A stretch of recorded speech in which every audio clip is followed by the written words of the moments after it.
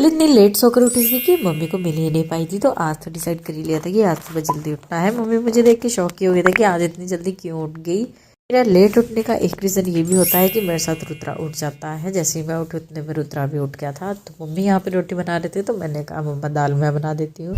आज मेरी थोड़ी वॉइस भी चेंज हो चुकी है क्योंकि मुझे थोड़ा जुकाम हुआ है, जिसकी वजह से मुझे बहुत ज़्यादा दिक्कत आ रही है बोलने में। भाई और मम्मा आज सेम टाइम पे रेडी हुए थे, तो एक साथ ही कपड़े चले गए थे। वापस आते ही मैंने मशीन लगा दी थी। इतने में कपड़े धो रही थी, रुद्रा ने पता नहीं क्या क्या ले रखा था, इनमें बैठ के आराम से खेल रहा था। उसको खेलता छोड़ मैं आ गई थी छत पे, फटाफट से कपड़े सुखाए। लेकिन ये बंदर कहीं भी जीने नहीं देते हैं, गैलरी में भी बैठने नहीं देते हैं, वहां पे भी आ जाते हैं। और अभी छत पर आए तो छत पर भी आ गए। थोड़ी सी धूप से कि फिर याद आया रुद्रा नीचे अकेला है, इसलिए फटाफट से मैं आ गई थी नीचे। घर के बिल्कुल सामने ये बेरी का पेड़ है, जिसपे खूब सारी बेरियां लगी हुई थी। कई दिन से मैं इसे नोटिस कर रही थी, तो आज सुधीर को बड़ी मुश्किल से मनाया और कहा यहाँ से बेरियां तोड़ कर लाओ। सुधीर से काम करवाना इतना ज्यादा मुश्किल है कि बस क्या ही बताऊँ। अपनी मर्जी से ये कुछ भी कर सकता है, लेकिन अगर कोई और बोले तो नहीं करता है।